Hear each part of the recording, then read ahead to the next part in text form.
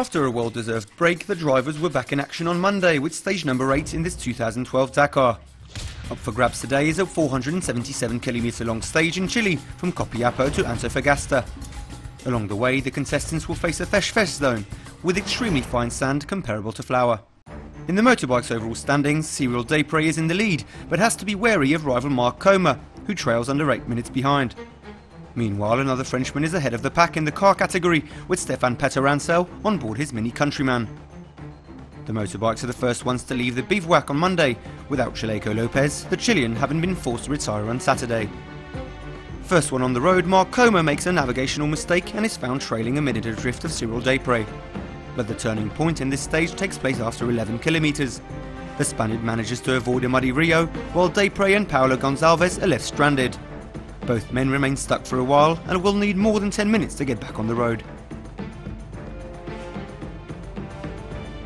In the meantime, Marc Coma makes the most of his rival's misfortunes and storms ahead to put the stage win beyond doubt. In the end, the title holder claims the win in Antofagasta, his 20th stage win on the Dakar.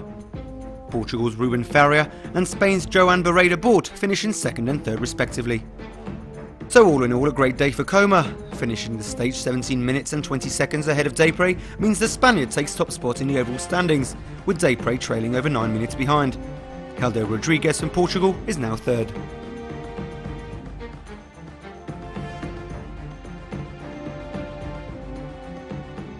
In the car category, Nasser Al-Attiyah and Robbie Gordon on board their Hummers are the first ones to take off. But the Qatari suffers yet another setback in this Dakar as he is forced to pull over to retrieve a fallen spare tyre.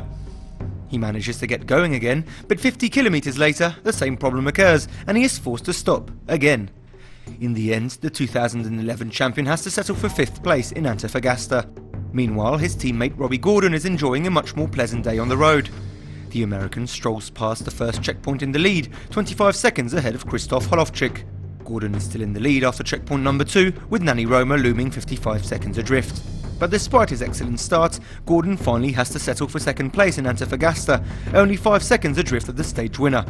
A Mini driver, and not the one you could expect.